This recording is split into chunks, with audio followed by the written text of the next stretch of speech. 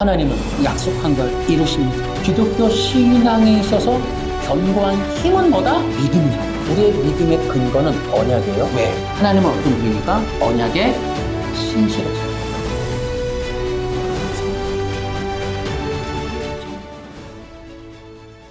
우리가 이제 새로운 시리즈, 율법과 그리스도에 대한 시리즈를 할 건데요. 두 가지, 그 별표되어 있는 거. 창세전에 하나님의 구원 계획은 무엇인가? 율법으로 계시해 주신 영원한 생명의 법은 무엇인가? 이것을 이제 핵심적인 내용으로 삼아서 진행을 하도록 하겠습니다. 그래서 이 두 가지는 계속 제가 계시를 해드릴 테니까요. 현재 우리가 이제 이 기독교의 계속 기독교 신문 보면 교인들이 줄어들고 있다. 이런 통계를 계속 내고 있더라고요. 근데 급감을 하고 있어요. 지금 굉장히 많이. 여러분, 기독교 인구가 줄는 것은 인구 소멸의 결과일 수도 있지만 꼭 그것만은 아니에요. 왜냐하면 기독교인들이 지금 중단하는 거기 때문에 기독교인들이 기독교 생활을 하다가 멈추거나 떠나거나 변절하는, 요게 문제라는 거예요. 그러니까 인구가 줄어갖고 유입되는 인구가 없는 게 아니고 안에 있는 사람들이 지금 빠져나가고 있는 게 지금 교회의 큰 문제다 이거거든요. 여러 가지 원인이 있을 수 있습니다. 교회를 떠나는 거는. 근데 지금 급격하게 지금 쇠퇴하고 있다. 이것은 지금 기독교가 굉장한 위기다. 이렇게 볼 수 있습니다. 여러분, 거기 제가 빨간 걸로 해놨는데요. 지금 마지막 시대입니다. 그러니까 지금 중요한 게 뭐냐면 유입되는 인구가 없는 것에 대한 문제가 아니라 안에 있는 사람들이 나가는 거에 문제거든요. 어쨌든 멈추거나 변절하거나 떠나는 일들이 많고 그 이유가 있을 수 있지만 우리가 해야 할 일, 안에 있는 사람들이 해야 할 일은 뭐냐면 기독교적 신앙의 확고함을 붙들어야 된다라는 거예요. 그러니까 안에 있는 사람들은, 밖에서 들어오는 거는 또 방법론이 있겠지만은 안에 있는 사람들이 떠나지 않게 하려면 기독교적 신앙이 확고하게끔 만들어주는 게 중요하지 않느냐 하는 거예요. 물론 이것은 교회나 목사님들, 지도자들의 문제이기도 하지만 성도님들도 이 부분이 되게 중요한 내용이라는 걸 알고 계셔야 된다. 그러니까 지금 기독교인들이라면 무엇을 추구해야 되느냐? 신앙의 내적인 확고함, 견고함, 이런 거를 추구해야 된다. 이제 그런 방법론이 또 이제 중요하겠죠. 그러니까 이제 신앙을 내가 성경적으로, 복음적으로, 교리적으로 확고해지게끔 되어지는 신앙을 추구한다면 그런 교회를, 또 그런 공동체를 찾는 것도 한 방법이다라는 거죠. 이제 왜 이렇게 떠날까? 당연히 지금 이런 얘기 하는 이유는 떠나는 사람들의 대부분은 뭐냐면 구원이나 신관, 또 진리, 이런 것들이 부족하다는 거예요. 왜 부족하냐? 교회 안에서 교육이 부족하다. 복음을 듣지 못했다. 또 신앙적 훈련이 진행되지 못했다. 이런 것들을 이제 우리가 원인으로 볼 수 있어요. 그나마 교회에서 하는 기초적인 어떤 훈련, 교재 이런 것들이 있으면 그나마 좀 나아요. 근데 그렇게 교육을 안 받는 분들일수록 빨리 교회를 떠나게 되더라. 이런 것들을 우리가 이제 볼 수 있습니다. 그렇기 때문에 이제 우리가 이 신앙적 이런 어떤 견고한 교육이나 이런 것들이 중요한데요. 제가 말씀드리는 건 뭐냐면 기독교 신앙의 첫걸음이 뭐냐? 성경입니다. 성경. 이것이 대단히 중요한 거예요, 지금. 그러니까 이 세계적인 기독교 흐름을 보면은 이 사탄이나 우리가 어떤 영적인 전쟁 이런 거 하잖아요. 근데 이들이 하고 있는 첫 번째가 뭐냐면 성경을 파괴하는 거예요. 이 독일 신학이 이제 중요한데요. 이 독일 신학은 제가 대놓고 얘기합니다, 여러분. 독일 신학은 진보 신학이에요. 이 진보 신학의 문제는 뭐냐면 성경의 말씀을 파괴하는 거예요, 일단. 이 로잔 선언문을 보면은 지금 이제 이 기독교가 이제 들고 일어났죠. 그 왜 그러느냐? 로잔 선언문을 보니까 독일 칼바르트의 신정통주의 신학을 따라갔다. 그래서 저도 이제 그 인터넷으로 찾아봤어요. 그랬더니 뭐 문제가 한두 개가 아니죠. 모든 그 선언문 전체가 이제 문제예요. 하여튼 왜냐하면 이게 문제일 수밖에 없는 게 자기들이 이렇게 하다가 실수한 게 아니고 의도적으로 조작했기 때문에 처음부터 끝까지가 다 틀려요. 이제 우리가 이런 것, 이 독일 신학, 스위스 로잔에서 만든 이 로잔 선교 대회는 독일 신학 칼바르트의 신정통주의를 세계를 향한 보급화 운동이었다. 이렇게밖에 이제 볼 수가 없어요. 이제 그렇기 때문에 이것은 이제 통합측이나 칼바르트 신학을 공부하고 있는 그런 주류에서는 인정하지만 그러나 대다수의 한국 기독교는 거부하는 이제 그런 일들이 있게 되는 거죠. 그래서 이제 로잔 대회를 이제 한국에서 주최한 사람이 바로 통합측의 온누리교회 이재훈 목사님이었죠. 그들은 이제 당연히 칼바르트 신학이라고 하는 것을 이제 끼고 있기 때문에 이제 이렇게 받아들여진다. 그러니까 제가 왜 이 신정통주의를 얘기하느냐? 신정통주의의 첫 번째 문제는 성경을 사람의 증언으로 만들어 놨다. 그러니까 성경부터 부시는 거예요. 성경이라는 걸. 그래서 이 성경이 믿어지는 것이 아니라 성경이 뭐냐면 절대적인 진리나 하나님의 말씀이나 이게 정말 영원한 진리다. 영원한 심판의 법이다. 뭐 이런 개념이 아닌 거예요. 그냥 사람들이 해놓은 말이다. 이렇게 이제 해놓은 거예요. 그 뒤에서 또 한 번 또 얘기할게요. 그래서 성경을 기초로 세워지는 것이 아니에요. 진보 신학은. 뭐예요? 영지주의에서 발달한 거다. 영지주의적 그런 종교 뭐라 그럴까 주장 이론에서 나온 것이 인간학이고 그 인간학을 이제 독일에서 받아들여서 그것이 이제 신학화한 게 자유주의이며 신정통주의다 이렇게 볼 수 있는 거예요. 제가 그 독일 신학과 고대 그리스 사상의 연관성은 전에 영상에서도 또 얘기한 적이 있어요. 독일 민족은 고대 그리스 영지주의를 독일의 민족 사상으로 받아들입니다. 그래서 이 영지주의는 여러 개 중에 하나가 아니라 독일에게 있어서는 그 민족의 정체성과 같은 거예요. 그렇기 때문에 독일에 있는 자유주의나 신정통주의도 바로 그런 영지주의적인 영향에서 벗어날 수 없었다. 이제 그런 것들이 이제 영지주의가 이제 만들어 놓은 전 세계적인 역사적 기독교의 흐름 두 가지가 뭐냐? 인본주의와 율법주의다. 그래서 제가 거기 써놨죠. 기독교를 파괴하는, 정말 이건 제가 얘기를 해도 부족함이 없어요. 기독교를 파괴하는 거대한 사탄의 무기는 인본주의와 율법주의다. 그리고 양날의 검이에요. 인본주의와 율법주의는 기독교를 파괴하는 거예요. 기독교를. 이제 걱정스러운 게 뭐예요? 한국 기독교가 이번 선거에서도 나오고 제가 여러 번 얘기했어요. 한국 기독교의 특징은 80%가 진보적이다. 진보는 뭐예요? 사람이 먼저다 이런 거예요. 간단합니다.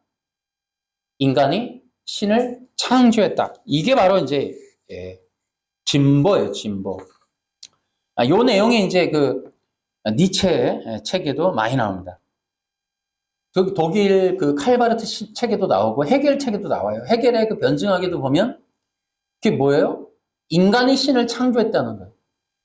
호이르바의 그 기독교 비판한 책에도 보면 그게 나오죠. 신이란 인간의 투영이다. 인간의 생각의 결과물이다. 인간이 만든 상상의 어떤 이론이다. 이게 이제 기독교라는 거예요. 호이르바가 말하는 게. 그러니까 이게 다 독일 사람들이 이게 다 독일. 그 독일에서 나오고 있는 게 자유주의 신학이고 신정통주의. 이것의 결정체가 대표 주자가 칼바르트다. 칼바르트. 루돌프 불트만. 이런 사람들, 폴 틸리 아주 위험한 사람들. 이런 사람들이 만들어서 세계를 정말 칼바르트의 통치 아래 두자라고 하는 운동이 로잔 서울 선언문, 바로 이 신앙 선언문이다라는 거예요. 기독교, 성경적 보수적인 기독교, 우리는 하나님의 생명이 부어지는 진정한 기독교로 나아가야만 구원이 있다. 아멘. 이건 우리가 이제 해야 돼요. 그런 것들을 찾아보기 위해서 우리가 이제 이번 시리즈를 이제 하는 거예요. 저는 지금 기독교가 해야 될 되게 중요한 일 중에 하나가 지금 이제 이 서론에서 말씀드린 것처럼 내부적인 사람들이 떠나지 않도록 기독교적 신앙의 견고함을 교육하는 것. 이런 것들. 그런데 이런 것들을 극복하기 위해서 이런 것들이 잘 진행되려면 지금 문제는 뭐냐면 진보 기독교를 넘어와야 돼요. 진보 기독교를 분별할 수 있는 힘이 있어요. 기독교가. 기독교 내부에서 칼바르트와 진보 기독교의 문제들을 인식할 수 있어야 돼요. 이제 목사님들이. 저는 율법과 그리스도의 시리즈는 기독교적인 의식화 교육이다. 이렇게 말하고 싶어요. 그러니까 진보 기독교는 의식화 운동이에요. 쉽게 얘기하면 세뇌 운동이란 말이에요. 사람이 먼저다, 사람이 먼저다 계속 얘기하는 거예요. 여러분 생각해 보세요. 인간이 신을 창조했습니까? 아니잖아요. 성경에 있잖아요. 태초에 하나님이 천지를 창조했지. 근데 그 진보 신학이 먹히는 건 뭐예요? 세뇌거든요. 끊임없는 세뇌. 의식화가 돼가는 거예요. 그러니까 성경이라고 하는 진리를 보면 태초에 하나님이 천지를 창조했잖아요. 뻔하게 있는데도 부정하는 건 의식화 교육이 됐다는 거예요. 신천지 보세요. 예수님이 있어도 이만희가 신격화되는 건 뭐예요? 세뇌 교육이거든. 그러니까 인간은 아담에게서 우리가 볼 수 있어요. 하나님을 믿는 건 힘들어요. 근데 자기의 욕망을 따르게 하는 건 쉽다고. 진보 신학이라는 게 뭐예요? 진보 이론이 뭐예요? 자기 욕망의 투영을 따라가게 하는 것. 이거는 가능해요. 근데 자기 외에 있는, 자기 안에 있는 것이 아닌 내 외부에 있는 권위자. 성경을 뭐라고 그랬어요, 아까? 억압의 상징물이라죠, 억압의. 그러니까 성경을 사탄들이, 사탄교에서 성경을 찢을 때 뭐라고 그랬어요? 억압의 상징물. 우리를 억압한다, 이거. 이거 누가 말했어요? 니체가 얘기했거든, 니체가. 니체가 이거를 절절하게 얘기를 해요. 하나님은 우리를 억압한다, 이거야. 뭘로? 율법으로, 말씀으로 우리를 억압한다, 이거야. 그것부터 우리는 벗어나자. 이게 니힐리즘. 다 벗어있자, 다 벗어. 그러니까 이 독일 사람들 머릿속에는 하나님의 말씀은 억압의 상징물인 거예요, 이게. 뭐 하지 마라, 뭐 하지 마라. 아까도 그러잖아요, 사탄들이. 예수 믿지 않으면 지옥 간다고 하는 그것들이 나쁜 인간들이다. 그러니 그런 기독교 클럽을 없애버리자. 그러니까 예수 믿어야 구원받는다는 진리가 억압이라는 거예요. 누가? 진보가. 의식화 교육이 되는 거예요. 그러니까 성경은 억압의 상징물이야. 그러니까 자기들이 믿는 성경은 억압이 없어야 돼. 그러니까 어떻게 돼요? 비법, 원칙, 비밀 이런 걸로 바꾸는 거예요. 인간의 성공의 방법. 우리를 자유케 하고 우리 안에는 잠재력을 끄집어내고 우리가 하나님 되고 싶어하는 그 욕망을 분출해서 상승 이론을 만들어내고 이런 것들을 의식화하는 거예요. 근데 이게 쉽다고. 인간 안에 있는 욕심과 욕망을 충동질해서 그거를 자기의 어떤 의식화시키는 것. 내 생각을 나의 전부로 인식하게 하는 이 일은 쉬워요. 이거 아담도 성공했으니까. 근데 하나님을 믿어야 된다? 그 말씀을 따라야 한다는 거에 대해서는 인간이 거부를 한단 말이에요. 그게 니체였답니다. 니체. 그래서 지금 포스트 모더니즘. 니체가 만들어 놓은 포스트 모더니즘은 하나님의 말씀. 그러니까 이 부부간에도 이혼 숙녀 캠프 이런 거 보면 무슨 말이 안 통하잖아요. 이게 억압으로 느껴지는 거야. 상대가 나한테 말하는 모든 게 억압이야. 이게 지금 시대적인 영이 그래, 영이. 그러니까 안 맞는 거예요. 서로 간에 교류가 안 되고 대화가 안 돼 보면 부부들이 그 텔레비에 나오는 거 보면 문제들 있는 부분만 나와서 그런가 대화가 안 되는 거예요. 서로 다른 얘기하는 거야. 안 맞아. 채널이 안 맞아. 자기 얘기만 하는 거야, 자기 얘기. 자기 법을 얘기하는 거야. 자기 계시를 하는 거예요. 자기 생각, 내가 신이니까 내 신적인 어떤 계시만 하는 거야. 서로가 하는 거야, 서로가. 그러니까 귀 있는 자가 없어. 상대방의 말을 듣고 존중해서 그 뜻을 이해하고 그 사람의 마음을 헤아리고 그 사람의 감정도 공감해보고 하는 일들이 없어요. 전부 신이 돼서 그래. 그러니까 지금 이제 이게 하나님의 아담도 그래, 아담도. 아담도 우리에게 있어서 지금 이 성경의 회복이 뭐냐면 우리는 성경이 억압이 아닌 거예요. 그쵸? 예수 믿으라는 게 억압이 아니에요. 차별이 아니라고. 우리를 구원하려고 하는 하나님의 사랑이란 말이에요. 제가 얘기했죠. 성경은 사랑의 메신저라고. 사랑의 편지라고. 그러니까 이게 억압이 아니란 말이에요. 우리를 묶는 끈이 아니란 말이에요. 억제하는 게 아니라고. 근데 사탄이 아담한테 했던 말이 뭐예요? 너 선악 과목은 너 하나님이 될까봐 하나님이 못 먹게 하려고 막은 거야. 하나님의 말씀에 대한 오해를 심어준 거예요. 그게 뭐냐면 이 말씀대로 가면 내가 원하는 걸 이루지 못해라고 하는 인간 속의 원한을 심어줘 버렸어요. 사탄이가. 그러니까 인간들이 기본적으로 성경을 대할 때 성경은 내가 원하는 걸 하지 못하게 가로막는 장애물이야. 억압이야. 나를 자꾸 구속해. 선악과를 왜 못 먹게 하는 거야? 아니 내가 좀 잘 되는 걸 왜 싫어해? 내가 하나님처럼 된다는 비밀을 왜 감춘 거야? 이게 인간 속에 들어가 있는 거예요. 그러니까 하나님과의 소통이 안 되는 거예요. 그러니까 율법을 주시면 선악과 언약을 먹지 말라고 하는 이유가 생명을 주시기 위함이라고 하는 그 뜻을 사탄이가 감추면서부터 모든 인간들 속에는 진실에 대한 오해가 있는 거예요. 오해. 타인의 의도가 오해가 되고 이제 그런 것들이 있다 보니까 하나님의 말씀도 이게 이해하기보다는 거부 반응부터 나오는 거예요. 부부간에도 지금 대화가 안 된다고 그랬잖아요. 마찬가지. 이 성경도 하나님이 들려주고 싶어하는 하나님이 뜻하는 그 뜻을 이해할 마음들이 없는 거예요. 제가 그 1페이지 뭐라고 했어요? 창세전에 하나님의 구원 계획은 무엇인가?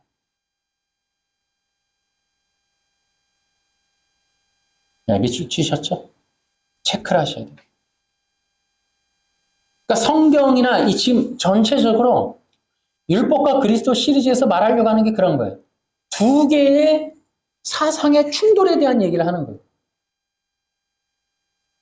계속적으로 어떤 진리와 구원에 대한 충돌 부분을 얘기할 거란 말이에요. 그러니까 우리에게 필요한 게 뭐냐면 우리가 성경에 대해서 귀를 열고 들어야 되는 거예요. 이 일이 안 된다는 거예요. 그러니까 성경이 우리에게 억압이 아니라 우리를 자유케 하려고 하는 복음이라는 거. 우리를 자유케 하기 위한 하나님의 생명의 말씀이라는 기본적 진리를 진보라는 이름으로 지어버렸다니까요. 그러니까 이 기본적인 개념이 왜곡이 돼 있어요. 제가 기독교를 파괴하는 거대한 사탄의 무기가 인본주의 율법주의라고 했잖아요. 이 악랄의 겁니다. 그러니까 이것도 대단히 중요한 거예요. 앞으로 이 두 개가 계속 나올 건데 우리를 공격하는 두 개의 방향이란 말이에요. 하나는 이렇게, 하나는 이렇게. 계속적으로 공격하는 거예요. 하나님의 말씀을 못 믿게도 하지만 하나님의 말씀을 교묘하게 뒤트는 것. 이런 두 가지 방향.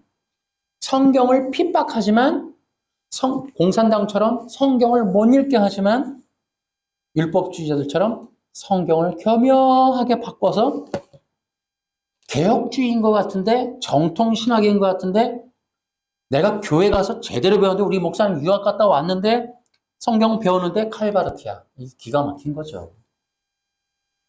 아니, 나는 큰 교회 갔는데 칼바르트야. 진보를 했네? 나도 모르게. 성경 말씀을 들어보니, 맞아. 몇 가지, 모세오경의 창세기. 생각해봐. 모세가 살지도 않았는데 어떻게 알았어? 알고 보니까, 나 기가 막혀. 고대 이스라엘보다 3,000년 전에 있었던 나라가 있었대. 수메르 문명. 거기에 보면 그들의 전설에 설화가, 홍수 설화가 있대. 나 이거 이제 알았잖아. 이 얘기가 뭐예요? 모세오경은 수메르 문명 거 베꼈다. 그러니까 이게 너무 기가 막힌 거예요. 자, 보세요. 창세기 1장은 뭐라 그래요? 애초에 하나님이 천지를 창조했어요. 그리고 홍수 위에 퍼져나간 거예요. 전 세계로 사람이. 그러니까 수메르 문명이 있고 나발이고 모세가 그 사람들보다 뒤늦게 태어난 거지 사실은 창세기가 먼저인 거죠. 이해돼요? 모세가 생각해 보십시오. 무슨 작가입니까? 설화들을 모아갖고 그 당시 뭐 돈 벌 일 있습니까? 당연히 예언이라는 게 존재하는 거예요. 그러니까 이 진보 신학의 특징은 영적 세계가 없어요. 이론과 주장이 있다 보니까 이 사람들은 학설로 다 만들어놨단 말이에요. 예수님이 태어나시고 동정녀고 뭐 이런 것도 다 자연스러운 거야. 홍해 무릎까지 왔던 거였어, 물이. 그게 말랐던 거야. 그래서 지나간 거야. 이게 전부 장난질을 하는 거예요. 그 중에 하나도 바로 이런 모세오경의 편집설, 사복음서의 문서설. 무슨 연관이 있어. 마가복음 문서설이라는 게 있어. 마가복음을 썼는데 그거 갖고 3명이 나눠갖고 첨가해서 더 쓴 거야, 뭘. 하나님이 뭘 알려주기는. 이게 독일 신학이에요. 그러니까 독일 신학은 내가 얘기하는 거예요. 성경, 신앙의 첫걸음이 성경인데 이거부터 부셔놨다니까요. 그러니까 우리가 해야 될 게 뭐예요? 우리 기독교 신앙의 첫걸음은 성경부터 회복하는 거예요. 그래서 제1장. 그래서 바른 기독교는 뭐예요? 성경적 기독교다. 성경을 부정하거나 인간의 책, 인간의 말, 학설, 이론으로 바꿔버린 이 모든 것들을 다시 회복하는 거예요. 근데요, 참 그래요. 내가 너무나 답답한 거 목사님들이 유학 갔다 왔다 좋아요. 공부 많이 했어요. 편집서, 우와, 멋있어. 뭐, 벨하우즈, 뭐. 근데 다 이거 독일에서 나온 거거든요. 그런 것들이 학위를 따고 박사를 따고 논문을 쓰고 책을 쓰고 하긴 좋은데 교회 가서 설교해 보세요. 성도들 어떻게 됩니까? 응? 근원과 근거를 다 파괴시켜버리고 나면 성도들의 신앙은 형성이 안 된다니까요.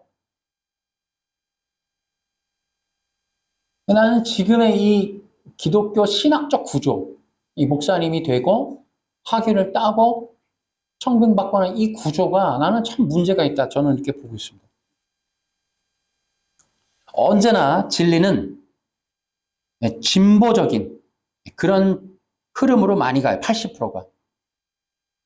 근데 진보적이라고 하는 거 거기에 진보는 뭐냐면 보기에는 화려하다는 거예요.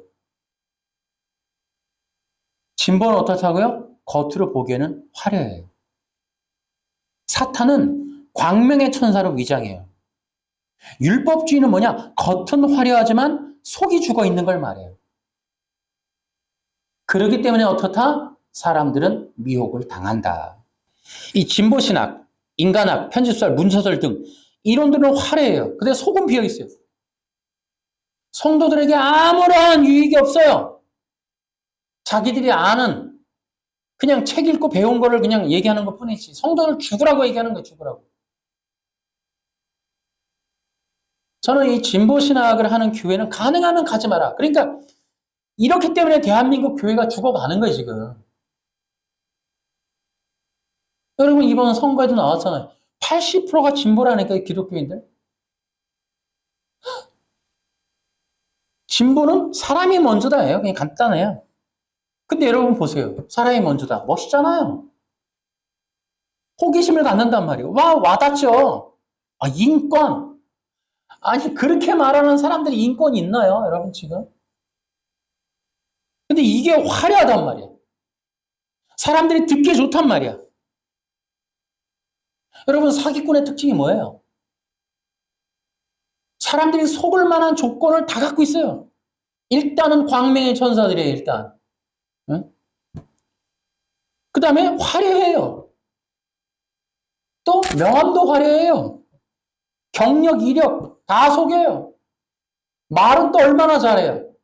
저 사람의 20억을 투자받게끔 하는데 남의 돈 20억 먹기 쉬워요. 얼마나 말을 잘하겠어요. 골프장으로 데려가, 술도 먹여, 모두 보여줘. 내가 어떤 사람들은 막 큰 땅을 보니까 다 내 땅이라 그러고, 어떤 건물 가고 다 스텝들 짜놓고는 다 내 거라 그러고, 나중에 일주일이 딱 계약하고 가버리면 텅 빈 건물이고. 그러니까 다 속인다는 거예요. 화려하게. 사람들이 어떻게 해요? 속을 만한 것들을 갖다 놓고 속이는 거예요. 진보신학, 인간학은 성경론이 비틀려 있고요. 신관이 파괴되어 있는 거예요. 이 두 가지가 너무 심각해요, 지금. 기독교 신앙의 기초가 되는 성경론과 신관이 파괴되는 것, 이게 바로 진보신학, 인간학이다. 그러니까 그 로잔 선언문을 읽어보니까 그 진보신학이 뭐라고 해놨냐면 예수님을 성인, 도덕선생, 위대한 성각자, 이런 호칭을 갖다 붙이는 거예요. 위대한 인간, 훌륭한 인간. 그러면 사람들이 보긴 좋단 말이에요. 그러네. 그래. 칼바르트는 멋있어. 이렇게 간단 말이에요. 겉은 화려해요. 근데 다 거짓말이라고. 우리의 그 기독교 예수님은 위대한 스승이 아니에요. 우리 기독교 서점 가면은 여러분 그 액자의 사진 대부분이 뭐예요? 십자가 사진이에요. 우리 예수님은 위대한 성각자가 아니에요. 죽으신 분이에요. 고난당한 어린 양이시라고. 피 흘리는 분이시라고. 화려하질 않아요. 초라하다고. 이사야서 53장에 볼품이 없다 그래요. 볼품이. 사람이 보기에는 볼품이 없다 그랬어요. 아무것도 치장이 없어요. 가진 게 없으세요. 머리 둘 것도 없고. 사도 바울 안질에다가 간질에다가 대머리에다가 키는 작은 데다가 그때 당시 서양인인데 그러다가 어때요? 가난해. 직업은 천막 만드는 사람이야. 돈도 못 벌어. 뭐 취미는 두들겨 맞는 거고, 응? 집은 여행이고, 임시 거처는 감옥이고, 뭐 할 수 있는 게 없어요. 당대에 누구도 바울을 안 보는 거예요.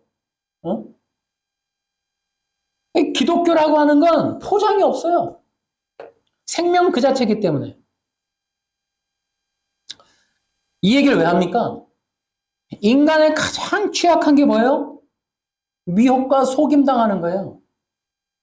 그래서 이 두 눈, 호루스의 눈, 눈이 다 멀어 있는 거예요. 영적 눈을 떠야 되는데 육신의 눈으로 보는 거예요. 다시 얘기할까요? 여러분, 이단이나 사탄은 광명의 천사예요. 일루미나티가 뭡니까? 조명, 빛이거든, 빛. 빛 가운데로 행한다는 거 지들이. 그러니까 뭐냐면 일루미나티나 이런 사람들은 화려한 조명을 이용해요. 응? 멋있는 퍼포먼스를 만들어낸다고. 여러분, 그런 거에 사람들은 혹하는 거예요. 여러분, 아담이 미혹당할 때에도 뱀이 있었어요. 근데 뱀의 특징이 들짐승이었고요. 근데 들짐승 중에 제일 간교했어요. 간교라는 말은 하룸이라고 하는 히브리어인데 이거는 뭐냐면은 지혜롭다는 뜻이에요, 여러분. 뱀처럼 지혜로우라. 그러니까 이 들짐승 중에 간교했는데 되게 지혜로웠어요. 다 속아요. 그 원리에 대해서는 우리가 이제 차츰 거기다가 넣겠습니다만은 이런 것들을 통해서 보면 인간은 광명의 천사에게 약해요. 어쨌든 화려하게 꾸미는 거에는 다 약해. 그런 것이 기독교라고 하는 것에 대해서는 여러분들이 좀 분별해야 된다. 기독교 신앙의 형성은 그래서 어떻게 해야 되냐? 성경을 올바로 세워야 된다. 이게 너무너무 중요해요. 그럼 어떻게 해야 되냐? 그 밑줄. 거기 위에 성경은 하나님의 말씀이라는 것과 자, 시작.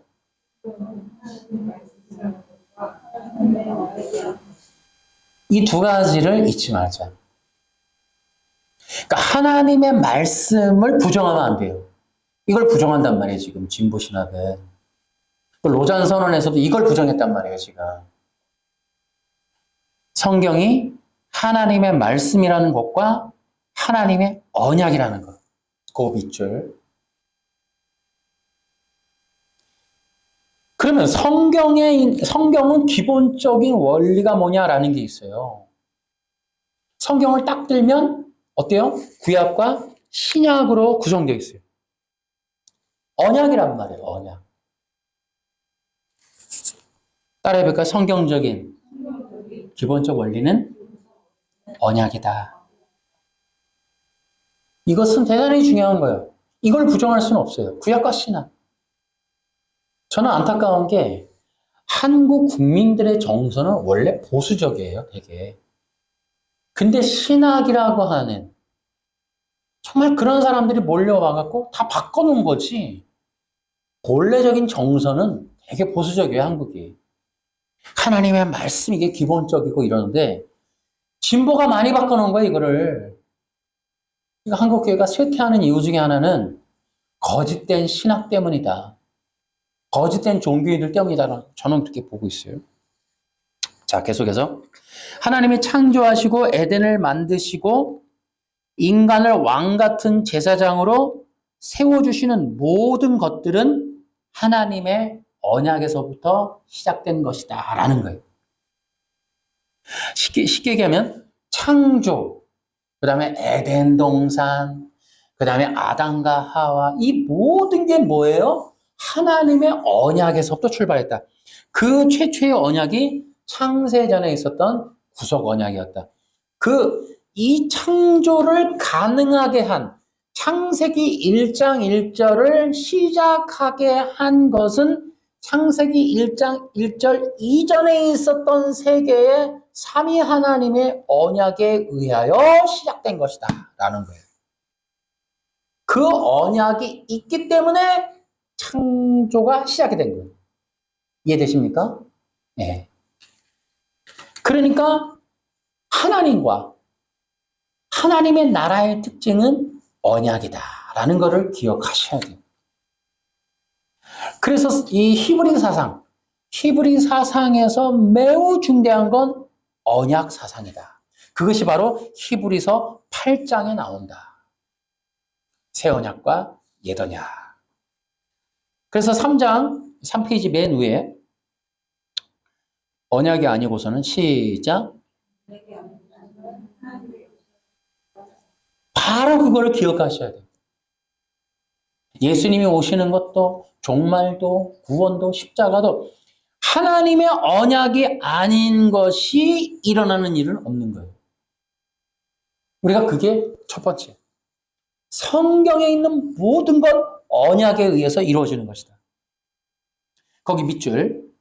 시작. 하나님의 나라는 언약에 의해서 시작되고 완성될 것이다. 그렇기 때문에 하나님이 어떤 분이냐라고 하면 언약에 신실하신 분이시다. 이렇게 보면 돼요. 그러므로 하나님은 언약으로 통치하신다. 이렇게 보실 수 있어요. 그러면 하나님이 언약하시는 이 언약의 내용이 뭐냐? 구원이다. 구원. 구원이 뭐냐? 하나님 나라의 완성이다. 이렇게 보시면 돼요. 아멘? 구원은 단순히 개인이 복받는 어떤 그런 게 아니고 하나님의 나라를 완성하시는 그 개념이 구원인 거예요. 구원. 하나님의 나라가 시작되는 것들과 또 하나님의 나라가 완성이 되는 모든 것들도 언약에 의해서 곧 옛언약과 새언약, 구약과 신약에 의해서 결정된다. 우리 거기 밑줄 친 거 시작. 하나님은 언약에 신실하시다. 그렇기 때문에 우리도 언약을 알고 언약을 믿어야 돼요. 우리가 하나님을 믿을 수 있는 것도 하나님이 언약에 신실한 분이라는 걸 알기 때문에 하나님을 믿는 거예요. 자, 하나님은 어떤 분이시라고요? 언약에 신실하신 분. 아멘. 우리 그거 붙들으셔야 돼요. 제가 서론이 뭐였어요? 교회 안에 있는 사람들의 기독교적 신앙의 견고함. 붙드는 게 있어야 된다 이 말이에요. 그러니까 여러분 언약에 신실한 하나님을 믿으시기 바랍니다. 우리 하나님은 기분 따라 하는 게 아니라고. 언약을 해놓고 그 언약을 이루시고 언약에 신실하시고 언약을 이루시는 분이에요. 우리는 그 하나님이 해놓은 언약을 기억하는 거예요. 자, 그러면 우리가 그 언약에 대해서 성경은 뭐라고 되어 있는지. 자, 성경은 뭐냐? 성경이 뭐라고 그래요? 성경은 언약이다. 테스타멘트. 그래서 올드 테스타멘트, 뉴 테스타멘트. 하나님께서 하나님의 언약을 이루도록 어떻게 이루시는가가 기록되어 있는 것이 성경이다. 성경은 하나님께서 언약을 어떻게 이루어 가시는가 하는 것이 기록된 게 성경이다. 이론 학설 다 필요 없고 성경이란 하나님이 약속한 언약을 어떻게 신실하게 그 언약을 이루어 가시는가 하는 걸 기록하고 있는 것이 성경이다. 이해되시나요? 이것들을 여러분들이 제가 서론 막바지에 가로치고 뭐라 그랬어요? 기독교의 의식화 교육. 다시요. 그렇다면 다시 한번 성경이란 뭐다? 사람의 증언이냐? 아니다. 이론이냐? 주장이냐? 학설이냐? 아니다. 성경은 하나님이 약속한 그 언약을 어떻게 신실하게 이루시는가에 대한 기록이다 이 말이에요. 아멘. 그래서 예수님이 오셨다 이 말이에요. 그럼 오시는 것도 언약에 따라서 오신다. 언약에 의하여 성취하신다 이 말이에요. 자, 이 내용은 두고두고 얘기할 거예요. 그래야 여러분들이 율법을 이해할 수가 있는 거예요. 지금 이런 내용들도 빌드업하는 거예요. 어떤 내용을 이해시키기 위한 전 단계를 가는 거예요. 우리의 목표는 율법과 그리스도예요. 이것은 거대한 종교 전쟁의 내용을 얘기하고 있는 거예요. 거기까지 가기 위해서 빌드업을 하는 겁니다. 그러니까 이 성경에 기록된 것이 언약이라고 하는 걸 기억하셔야 돼요. 예수님도 언약에 의해서 왔고 언약을 성취하러 오신 분이시다. 이런 것들을 기억하라는 거예요. 아멘. 자, 거기 성경에 기록된 밑줄 시작. 거기 빨간 표, 별표하고. 그래서 이런 언약에 신실하신 분에 대한 그런 어떤 신앙에 대한 촉구가 뭐냐면 어떤 어려움이나 그런 난관에도 불구하고 좌절하고 낙심하지 말라. 이런 것들이 바로 히브리서나 사도들의 글에 나오는 거예요. 믿음으로 붙들고 기다려라. 하나님은 분명히 약속한 거 이루신다. 그래서 뭐라 그래요? 히브리서 11장에 믿음의 사람들도 결국 그 믿음으로 뭐예요? 하나님이 약속할 걸 붙들었다 이 말이에요. 하나님이 해주실 것이다. 따라서 해볼까요? 하나님은 약속한 걸 이루십니다. 아멘. 우리가 이렇게 붙드는 게 있어야 돼요. 견고해지는 기초가 튼튼해야 된다. 기독교적 거기 밑줄. 자, 시작. 기독교적 신앙은 언약에 기초해야 돼. 거기도 또 별표. 너무너무 중요한 얘기예요. 이게 기본적인 원리예요. 아니, 이건 내가 만든 게 아니고. 여러분, 성경을 들면 여기 바이블 안에는 테스타멘트라고 언약이라고 돼 있다니까요. 내가 하는 게 아니잖아요. 성경은 언약의 책이에요. 하나님이 약속하고 이루시고 모형으로 실제로. 이게 히브리서 내용 아닙니까? 히브리서가 옛언약과 새언약에 대한 얘기를 풍성하게 10장까지 쫙 얘기하는 거 아닙니까? 그것이 바로 초대교회 교인들의 신앙이었어요. 그러니까 우리는 이방인인데 최고의 문제는 뭐냐면 히브리서적인 어떤 신앙적, 신학적, 히브리적이고 유대적인 구약적인 배경에 있는 그런 기독교적 모형에 대한 지식이 없다는 게 가장 큰 문제예요. 그러다 보니까 우리에게 약속한 게 뭐고 우리를 향해서 무엇을 이루실 것인가에 대한 이해가 안 되는 거예요. 그래서 이번에 율법과 그리스도라고 하는 이 시리즈를 하는 겁니다.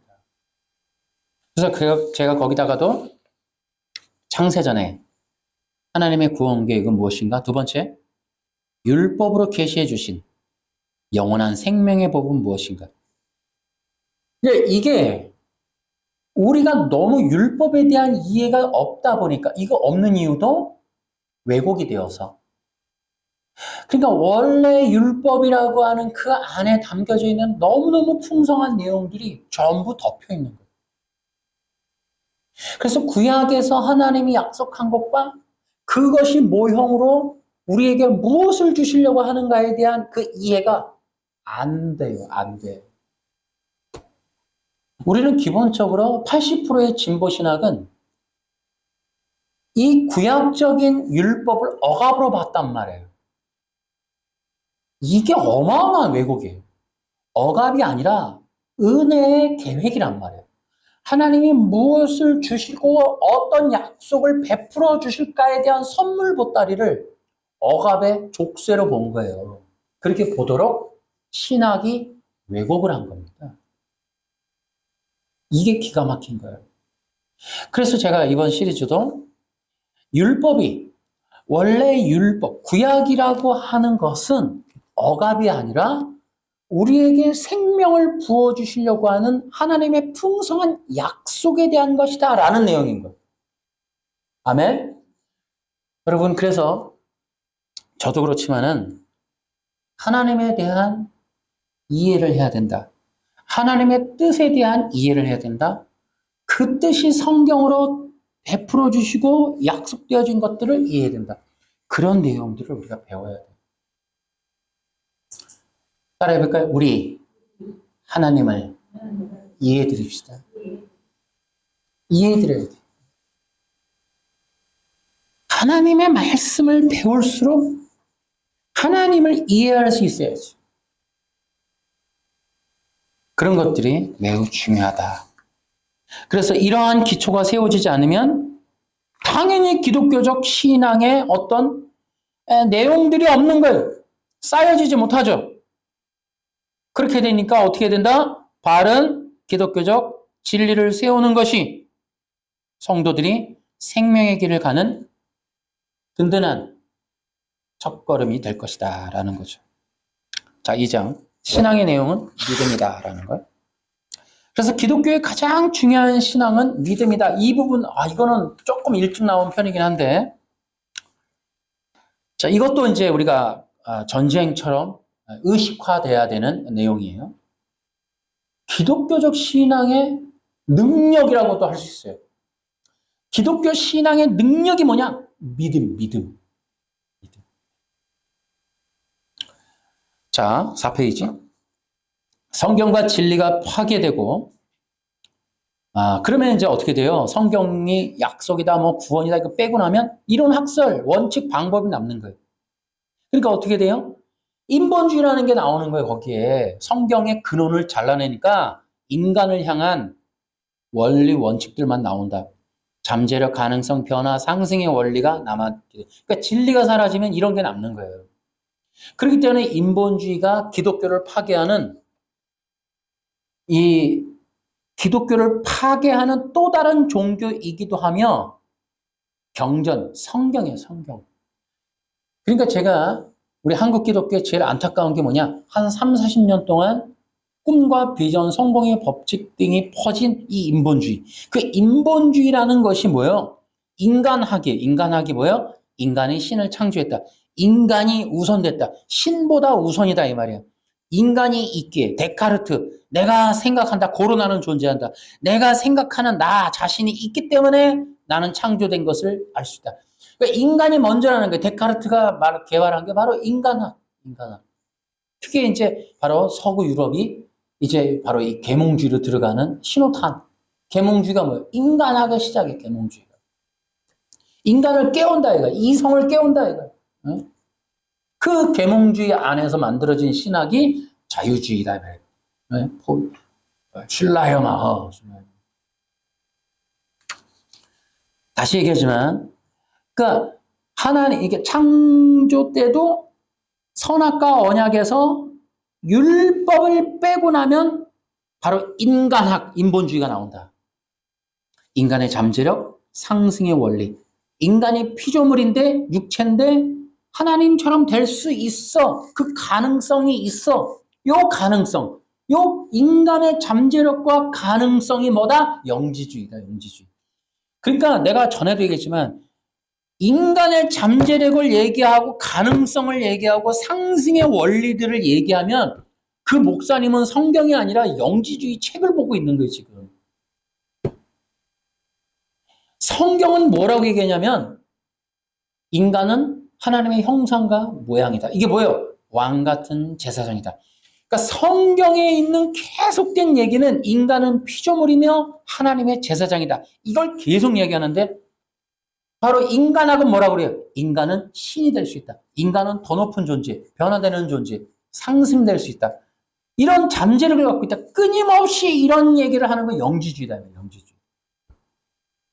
그러니까 지금 목사님들이 설교할 때 세속의 어떤 베스트셀러나 이런 책을 가지고 어떤 원리나 원칙, 뭐 방법 자꾸 이런 얘기를 하면 그 영지주의자인 거지 목사님은 아닌 거예요. 그러니까 이게 이제 심각하다는 거예요. 지금 이게 잠재되어 있는 거예요. 기독교 안에 다 짬뽕이 되어 있는 거예요. 그러니까 영지주의인지도 모르고 듣고 있는 거예요, 성도들이. 뭐를 하면 상승될 수 있고, 부자가 될 수 있고, 높아지는, 내가 아닌 존재가 되는 시크릿, 뭐 긍정의 힘 이런 것들을 자꾸 얘기하는 건 영지주의다, 영지주의. 그러니까 기독교 안에 그런 게 너무 많아요. 인본주의는 진리가 아니고 인간학이고 학설이고 주장이다. 그런데 희한하게 뭐다? 어떤 사람들, 많은 사람들은 그런 것들을 믿고 따라간다. 많은 사람들이 영지주의에 몰린다.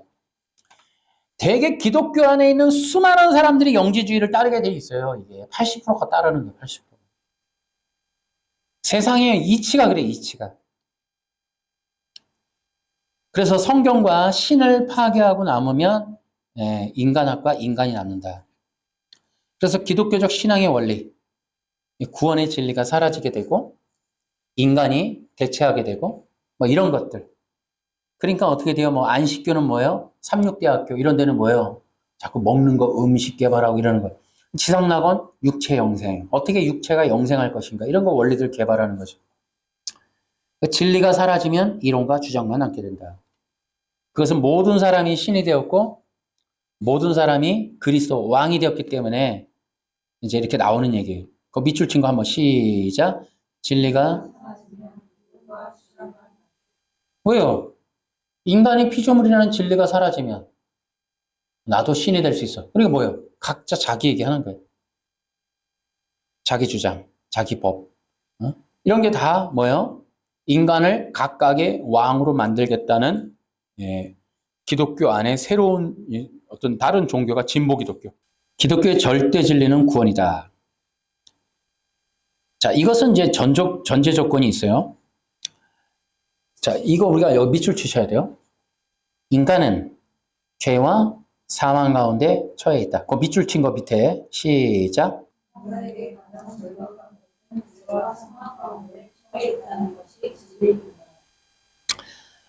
자, 인본주의와 율법주의의 특징은 바로 이 진리를 감추는 거예요.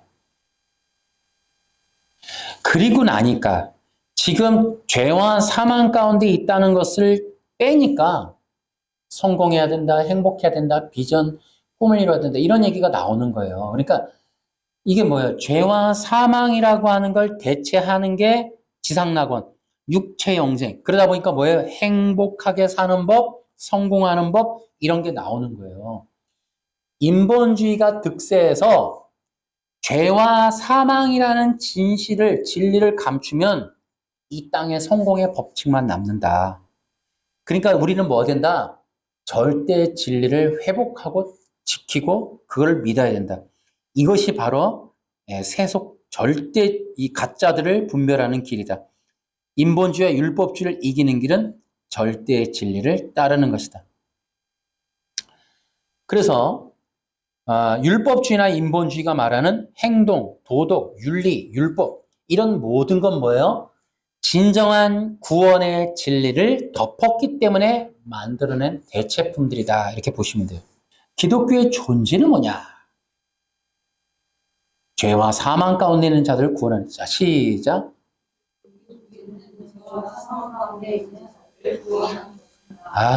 너무 중요하죠. 그렇다면 구원이라는 진리를 빼면 기독교는 죽은 것과 별반 다를 바가 없죠. 기독교에서 생명을 살리는 일을 하지 못하면 기독교는 존재의 이유가 없죠. 그렇다면 기독교가 이렇게 해야 할 일을 하지 않으면 누가 해요? 아무도 못하는 거예요. 그렇기 때문에 기독교가 해야 할 일을 하지 못하고 있는 걸 타락이라고 얘기해요. 그러면 기독교 혹은 교회가 타락하면 어떻게 돼요? 세상은 어둠이 찾아오는 거예요. 어둠이 찾아오니까 당연히 길이 어딘지를 모르죠. 당연히 그러니까 방황하게 되겠죠. 교회와 기독교와 목회자들이 진보주의가 되어서 죄와 사망 가운데 있는 자들의 구원을 말하지 않으면 이 세상은 어둠이 짙게 깔리게 되는 거예요. 그러니까 지금 대한민국 교회가 위기예요. 정치 문제가 아니라 혼돈 속에 들어간 거예요. 탄핵과 이 대선을 이후에 영상을 보니까 그런 게 많더라고요. 우리 어떻게 됩니까? 다 방황하는 거예요. 기독교가 어디로 가냐 되는. 저는 이렇게 생각합니다. 기독교는 예수님께로 가면 됩니다. 아멘? 목회자는 제가 볼 때 성경을 좀 보셔야 됩니다. 지금 기독교가 어딜 가야 되냐? 예수님께 가야 돼요. 목사님들은 사람이 먼저다 이런 거 외치기 전에 성경부터 성경대로 보시라고. 집안에 있는 칼바르트 책이나 교리책 다 버리고 성경을 보시라고, 성경. 기독교가 구원의 일을 하지 않으면 당연히 세상은 죽죠. 생명이 없는데. 구원의 일을 하지 않는 교회는 하나님이 보내신 교회가 아니다. 저는 그거 확신합니다. 구원의 일을 하지 못하는 교회도 하나님이 보낸 교회 아니에요. 좀 원리대로 얘기하면 죄와 사망 가운데 있는 죄인들을 구원하는 것이 하나님의 복음이다라는 말을 하지 못하거나 안 하고 있으면 하나님이 보낸 교회 아니에요. 그런 복음을 전하죠. 그러니까 사람이 복음을 전한다고는 하는데 교회가 죄와 사망에서 어떻게 구원받을 것인가에 대한 구원이 아닌 인간의 구원, 행복이나 다른 것들의 구원을 말하면 그것도 가짜예요. 그분도 가짜고 설교도 가짜고 교회도 가짜예요. 죄와 사망에서의 구원을 말하는 복음은 성경적 복음밖에 없어요. 그 교회가 그런 교회밖에 없어요. 신천지 이런 데서는 구원의 복음 전하지 않습니다. 이만희를 따르게 하는 거지. 여러분, 전 세계에 있는 종교가 많은데 이 종교의 배후는 하나입니다. 이슬람, 불교, 힌두교 다 하나입니다. 하나. 그게 바로 율법주의자들이에요. 율법주의. 그러니까 전 세계에 있는 종교의 배후는 딱 하나다라고 보면 돼요. 율법주의자들. 이들이 누구냐면 바벨론에서 영지주의, 히브리 사상이었던 그런 유대 카발라와 바벨론, 바벨탑을 지었던 바벨론, 그 영지주의자들과의 혼합이 유대교예요, 유대. 그 유대교의 핵심이 율법주의, 율법주의. 그 율법주의가 지금 전 세계 종교를 장악하고 있어요. 그게 바로 바벨탑을 지은 바벨탑 신앙의 핵심. 자, 우리가 하나님과 동등되게 만들자. 우리 이름을 날리자. 그 원리를 그대로 만들어서 형성시켜 놓은 율법주의가 여러 종교들을 파생시킨 거예요. 그래서 그 율법주의 종교의 핵심 하나는 당연히 사탄이고, 사탄의 이용물이 인간이에요, 인간. 그래서 율법주의를 예수님은 독사의 자식들, 뱀의 후손들이다 이렇게 얘기한 거예요. 그런데 바로 이들이 율법주의가 뭐냐? 율법주의는 기독교를 장악하고 기독교를 다 뺏어먹고 기독교의 영양분을 쪽 빨아서 세력을 키우고 기독교를 이용해서 사탄이 장악하는 그런 세계의 종교를 이루는 것이 바로 그들의 전략이에요. 그러기 위해서 기독교 안에 이들이 하고 있는 일이 뭐냐? 인본주의를 넣어서 변질시키고 율법주의를 넣어갖고 진보신학으로 바꿔버리는 거예요. 인본주의를 넣어갖고 변질을 시켜버리고 율법주의를 넣어갖고 진보로 바꾸는 거예요. 이 진보신학의 끝은 공산주의가 기다립니다. 그러니까 율법주의가 편만해지면 전 세계 단일 정부가 통치하기 쉬워져요. 율법주의는 인간이 지키고 행동하고 법을 따라서 어떤 수준에 이르는 거예요. 공산주의의 원리가 바로 여기서 나와요. 그렇기 때문에 이 마르크스라든지 독일에 있는 이런 공산주의자들은 전부 율법주의의 후손들입니다. 실제로 유태인들이고. 율법주의는 자신들의 정체를 감추고 기독교 안에 들어와서 광명의 천사를 위장해서 지금 이렇게 진짜 진정한 기독교를 다 바꾸고 있는 거예요. 그것을 알려주겠다고 율법과 그리스도 시리즈를 지금 하고 있는 거예요. 이제 빌드업을 해서 나중에 좀 더 자세한 내용들을 점진적으로 이렇게 또 말하도록 하겠습니다. 실체는 우리가 좀 더 이제 밝혀지게 되겠고요. 예수님이 사역의 특징을 보세요. 예수님이 초림하셨어요. 뭐 하셨어요? 율법주의자들과 싸우셨어요. 그들을 드러내시죠. 독사의 자식들, 구원의 문을 막는 자들, 화 있을 찐저 계속해서 싸워요. 그리고 그들의 이론들을 드러내요.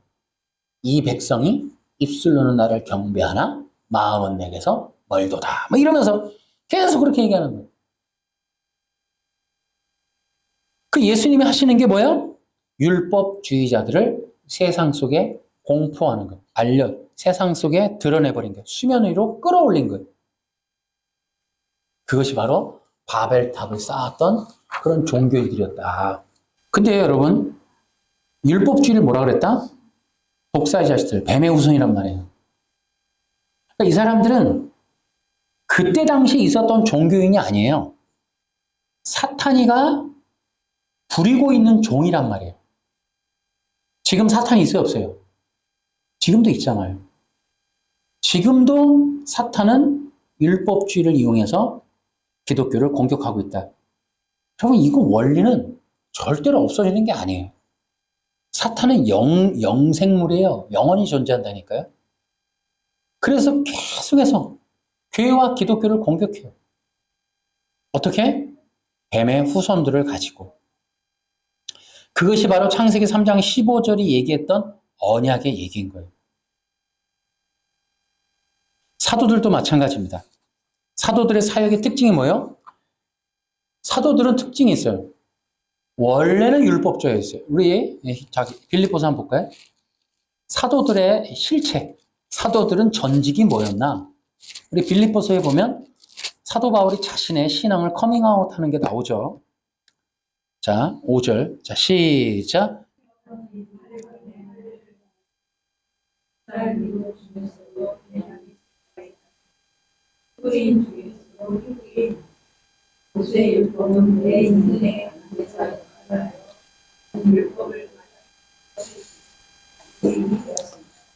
율법을 너무나 열심히 했으므로 교회를 핍박까지 하였습니다. 내가 모세 율법을 지키고 따르는 데 있어서는 그 어느 누구도 허점을 찾을 수 없을 정도였습니다. 자, 그런데 그러니까 전직이 뭐냐면 율법주의자들이었고 이들이 바로 교회를 핍박하는 자들이었어요. 나중에 다메섹에서 예수님이 나타나서 뭐라 그랬어요? 대개 누구십니까? 그랬더니 나는 네가 핍박하는 예수다 그랬거든요. 그러니까 율법주의자의 실체는 예수님을 핍박하는 거예요.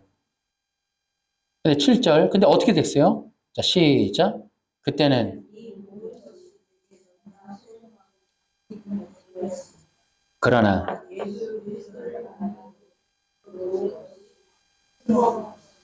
네, 이거예요. 그러니까 우리가 잘 분별해야 돼요. 신약 성경이 되게 독특한 내용이에요. 사복음서는 율법주의와 싸우신 예수님의 진리 사역이 들어있고, 서신서는 뭐냐? 율법주의자들이었던 사도들이 변화되어 율법주의 종교와 다시 싸우는 얘기예요. 그러니까 우리는 그것들을 이해를 해야 돼요. 성경은 율법주의와의 전쟁을 하고 있다라는 거예요. 그럼 이제 우리가 이제 거기서 중요한 얘기를 해야 되겠죠. 왜 그러는지. 바로 율법 때문이었다라는 거예요. 대단히 중요한 거예요. 그 7절 다시 한 번 더 시작. 그때는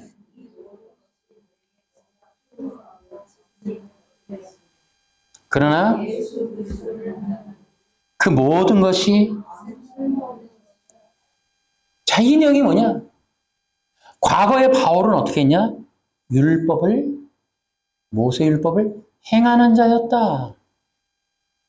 근데 이제는 뭐냐? 율법에 있는 그리스도를 만난 후 변화되었다. 자, 이게 이제 중요한 거예요.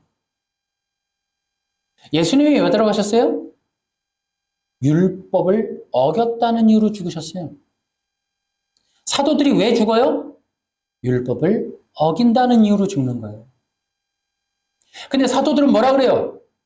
예수님을 믿는 믿음이 율법을 완성하는 것이다 라고 얘기했던 거예요. 왜? 율법은 그리스도를 가리키고 있기 때문이다. 이거 바로 거기에 누가복음 24장 44절. 또 하나 체크해 놓으세요. 요한복음 5장 46절. 자, 거기에 밑줄 친 거 4줄. 자, PPT에 띄우면서 다 같이 읽습니다. 시작. 두 번째는 세 번째는 네 번째는 너무 중요한 거예요. 거기 별표 4줄. 여러분, 이 모든 것은 그리스도예요. 뭐가 그리스도라고? 율법이. 자, 이것을 위해서 이제 제가 책을 썼기 때문에 이제 곧 나오겠습니다만은 여러분들이 이제 저와 이 길을 걷는 거예요. 그렇다면 예수님과 사도들이 당했던 것처럼 율법이 그리스도라고 말하는 순간 여러분과 나는 핍박의 길을 걷게 되어 있다. 자, 거기도 또 나오죠. 기독교가 잃어버린 게 뭐예요? 그리스도요. 기독교의 기억 상실은 기독교가 잃어버리고 있는 게 뭐예요? 기독교의 기억 상실증의 내용이 뭐예요? 기독교가 죽는 이유는 뭐예요? 아멘. 그렇다면 여러분들에게 있어서 기독교 신앙의 기초이며 견고한 토대는 뭐라고요? 아멘. 그거 해놨잖아요. 진보가 인간학으로 대체해 놓은 것이 그리스도의 복음이에요. 이거를 없애버린 거예요. 다시 여러분, 그렇다면 우리는 우리의 신앙의 기초는 무엇에 세워야 돼요? 아멘. 우리가 성경에서 잃어버린 것을 회복한다면 무엇을 회복해야 돼요? 아멘. 이것은 우리 신앙의 견고한 틀에 대한 이야기를 하는 거예요. 목숨과도 같은 얘기를 하는 거예요. 기독교 신앙의 핵심이 뭐라고요? 여기에 여러분 목숨 거시겠어요? 왜냐? 율법주의가 만들고 진보신학이 만들고 종교가 만들고 종교적 배우들이 만들어 놓는 것은 그리스도가 없는 종교란 말이에요. 기독교가 아니에요. 지금은 기독교가 아니에요. 인본주의와 율법주의에 쩌들어 있는 이 기독교, 진보신학이 80%를 장악한 지금의 대한민국은 기독교 없어요. 엄밀히 말하면 기독교 없어요. 여러분, 성경에 있는 진리대로 구원의 길을 걸으려면 여러분과 나의 기본적인 기독교 신앙의 핵심은 무엇이 되어야 된다고요? 아멘. 이것은 너무너무 중요하다. 자, 이제 결론입니다. 마지막 시대에 이제 저는 그렇게 생각해요. 한국에 돌아올 수 있는 기회는 이제 한 번밖에, 이제 없다, 기회가. 돌아올 자들이 있다면 이제 돌아오게 하는 마지막 기회일 수 있다. 주님의 백성들을 찾아오시는 주님의 음성을 듣고 지금 나와야 되는 거예요. 그리스도로 나와야 돼요. 자, 기존의 성도들은 어떻게 되느냐? 여러분, 우리 안심 못해요. 이 교회가 저는 2025년인데 앞으로 2035년 남았는데 엄청난 위기가 도래할 것이다. 기존의 성도들은 확고한 진리 위에 신앙을 세워야 된다. 또 하나는 이제 믿음, 아까 잠깐 얘기하고 지나갔어요. 앞으로 이제 계속 믿음 얘기할 거니까. 믿음이라고 하는 건 로마서 전체의 핵심은 믿음이에요. 이 얘기를 이제 우리가 엄청나게 할 거예요. 제가 이 책에서도 얘기했지만은 믿음은 너무너무 중요하기 때문에. 그런데 마지막 시대의 특징은 믿는 자들이 사라지는 것이다. 믿는 자가 없다는 것. 그러므로 기독교 신앙에 있어서 견고한 힘은 뭐다? 믿음인 겁니다. 아멘? 믿는 거예요. 우리 앞에서 얘기했죠? 우리의 믿음의 근거는 언약이에요. 왜? 하나님은 어떤 분이니까? 언약에 신실하시고. 성경에 우리가 믿을 수 있도록 기록해 놓은 내용이 믿음을 형성하는 주된 핵심적인 내용은 언약이에요, 언약. 그 언약을 붙드는 거예요. 마지막에는 성령 받은 자들만 남게 될 것이다. 근데 거기 재미나게 표현했죠? 성령 받은 자들이 다 어디 있을까? 이 얘기를 왜 했을까요? 성령 받았다고 무대에 올라가는 거 아닙니다. 성령 받은 자들의 특징은 광야로 가는 거예요, 광야. 성경에 보면 성령 받은 자들이 나오는데 하나같이 무대에 올라가지 않습니다. 성령 받은 자들이 가는 곳은 광야다라는 거예요. 왜?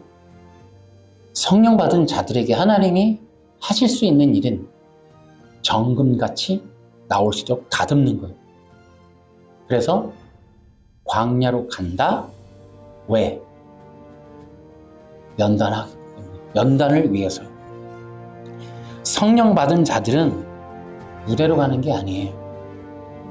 조명빨로 가는 게 아닙니다.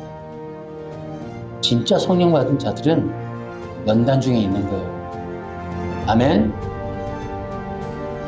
그리스도로 충만해질 수 있는 연단.